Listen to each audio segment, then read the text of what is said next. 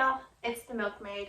Hope you guys had a great Christmas. We had a really warm one, so we let our wood stove die over the last couple of days.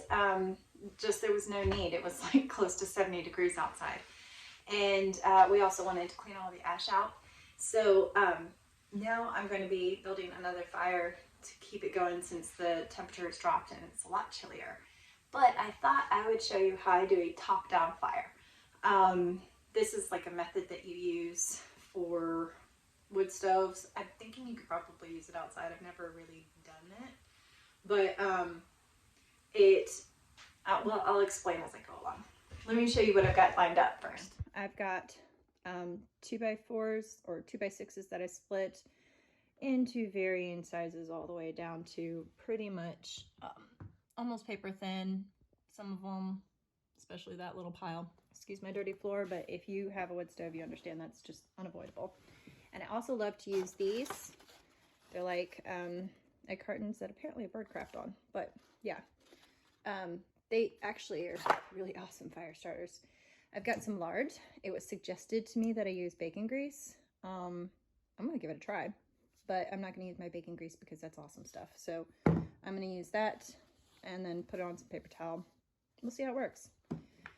But anyhow, I'm going to show you how I build it in here.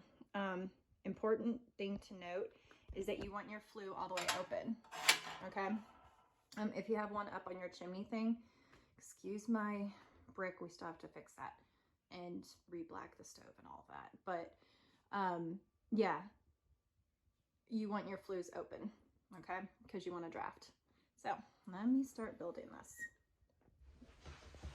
Okay, now that I have you guys turned around, I went ahead while I was waiting for my thing to get past the part. My camera does this thing where, like, for the first 30 seconds, it records audio at a very low level, and then all of a sudden it jumps to a new one. Why? I don't know. Anyhow, I put some lard on a paper towel. See how this works. So, the first thing I do with a top-down fire is I get my larger pieces that I'm hoping will provide some like good coals, and they can be longer because of how they are positioned. So I'm just going to put these on the bottom, right? Leave a little space for air.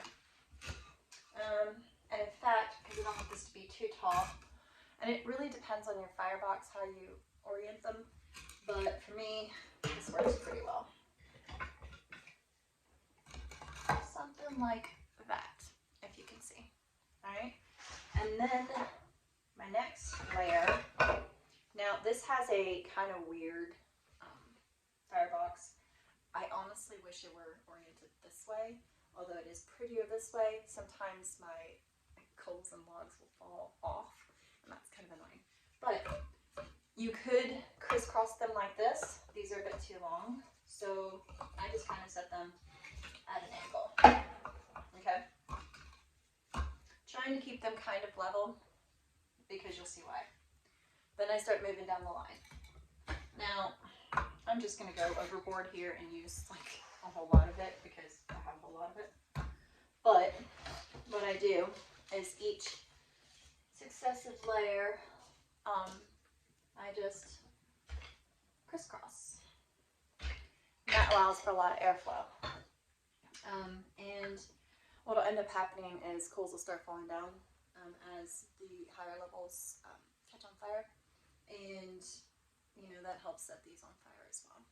But I'll show you why I do this top-down method. A caveat here is sometimes with catalytic converters this doesn't always work, and this is the first time I've used that on this wood stove, which apparently has one, but whoever had it before me ran it so hot that they actually kind of melted the catalytic converter a little bit.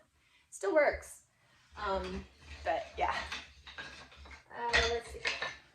Do one more in here, and I just keep going across, going down in size with the kindling. Now, there's a couple reasons I like this method. One, I can light the fire and I don't have to really honestly babysit it for a while, which is nice.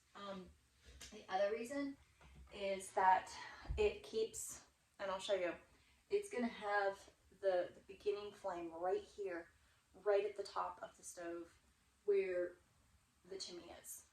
And the reason you want that is that the chimney, once it heats up, the air in that area, it's going to start to draw, which reduces the blowback. That's the theory anyhow. But yeah, so I'm going to keep building this, going down in size.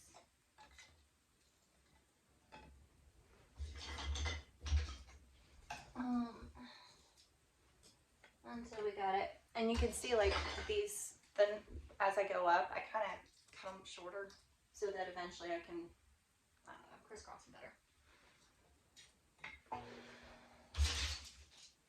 And then the little stuff.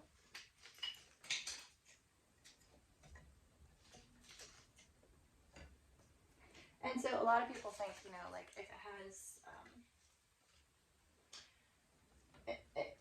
flames go up, but it'll still trickle down. I remember the first time I built one like this, I was absolutely dumbfounded at how well it worked. Which, you know, hopefully won't prove me wrong today.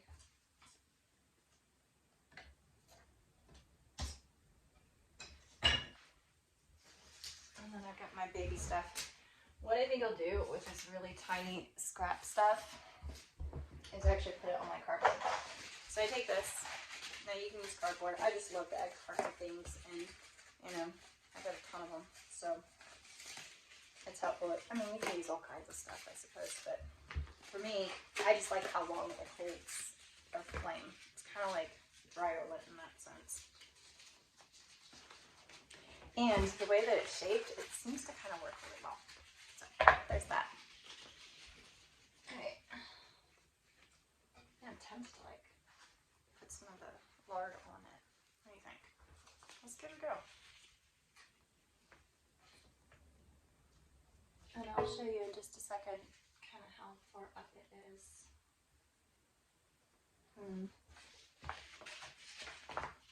You honestly don't need a whole lot, but I want to make sure it works for you guys. Oops, we got some falling. Alright. That last little bit there. So as you can see, it has, you know, the thicker stuff and then smaller, smaller, smaller, smaller, all the way up and to the very top.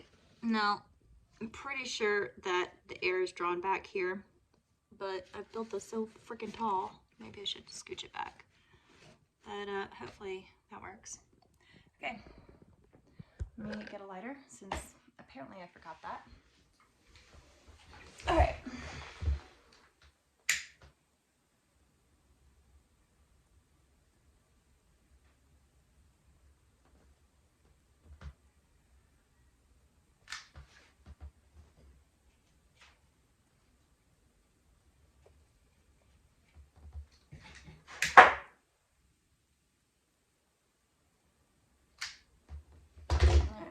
That's caught flame.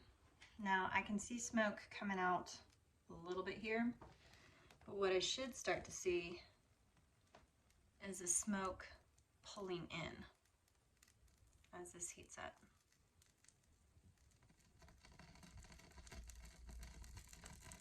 Ooh, he likes that lard. Listen to that. It's already putting off some decent heat. Should get something to set you guys on. There are a couple of wisps that came out, but it's starting to heat up that chimney. The air is, and it's starting to pull. I don't know if you can tell. So there's a certain point, you can see, where all my kindling at the top is getting, you know, caught on fire and starting to burn. I don't know if you can see right there. The larger stuff underneath is starting to burn. So if you can hear, now there's a draft and it's pulling. Okay, no smoke is coming into my living room. I will slowly shut this until I start to see that there's a draft being pulled through the door. Then watch it. If it starts to die down, you open it up a bit more, that kind of thing. I don't have to blow on it or anything like that. See how the flames are starting to move away from the door? Whoops, that was a little bit too much.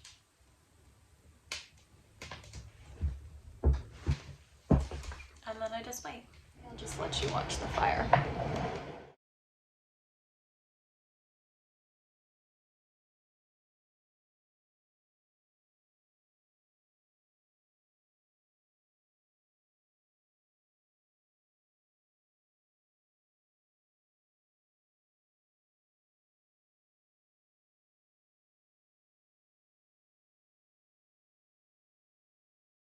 At this point, we've almost gotten to the lower levels. The lowest level is just starting to catch right there.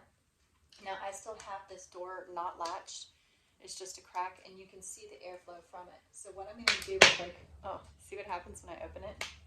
That really gets it going. But there's no blowback right now. So I'm just going to shut this real quick and see what happens. Because I have this all the way open over here. It's still getting airflow.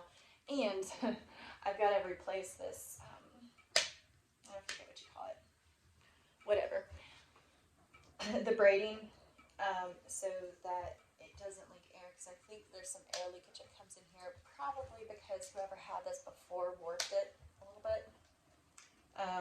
But when it's going, I don't really worry about smoke coming into the house, because there's still a draw from the chimney, especially if your chimney stays warm. So, yeah, pretty much. At this point, I feel fairly confident that it was a success and I don't have to worry about it. So I'm going to go take care of a couple of things. I'll come back in a little bit and show you guys a little bit of an update on it. And then start adding wood. Now, depending on how good and hot it is, I might go ahead and put some oak on it, or I don't think I put locust right now, but I'll put some oak on it, or I might use some more cut-offs and just get that coal base good and hot and really making it nice and warm in here. So, okay, a quick point that I wanted to kind of interject here. I put this in a community post a couple of days ago, but what I wanted to say was a great resource for kindling or free wood is if you go to home construction sites, oftentimes they're going to have a lot of cut-offs. Scrap wood that they didn't use, it's bowed or something like that, and they're just junking it. And if you play nice, you can get these for free. And I use pine generally like to restart a fire or to start a fire. And the reasoning being is that it's actually very hot burning and it's well dried. There's a common misconception that if you burn pine, you're going to have massive amounts of creosote buildup. I have not found that to be the case, and if you talk to people who live in areas that only have pine or softwoods like that, I mean, that's what they burn predominantly. They just know to cure it a lot longer, let it dry out a lot longer, because the point is that it has to burn hot, you know. So this has been going for about 10-15 minutes maybe, and you can see, I don't know, let me see if I can show you. Bump. See that coal bed? It's nice and warm. Now I'm going to open this up, and I think what I'm going to do is just put a couple more cut-offs in there, make sure I've got a nice steady coal bed. I could probably put oak on this at this point, but let's just try it with the cut-off. Ooh, that's hot. So as you can see, oh yeah, the heat is intense. So what I'm going to do is just go ahead and chuck these in. I'm going to level it out a little. And by the time this gets going real good, yeah, I'll throw some oak in, but it is definitely hot. So, I'll do this. I crack it for a second just to give it a oomph. I still have it wide open. Sounds like some moisture was in there. Anyhow. You can see it's catching pretty quick. I don't think we're going to have any problems with this one. Oh, I can hear the whistling coming out of that. It irritates me. But anyways.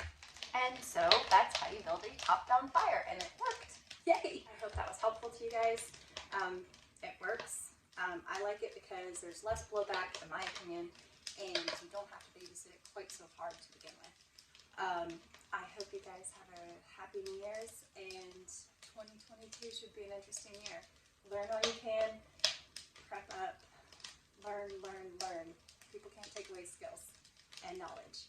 So the more you have, the more prepared you are. Y'all have a great one.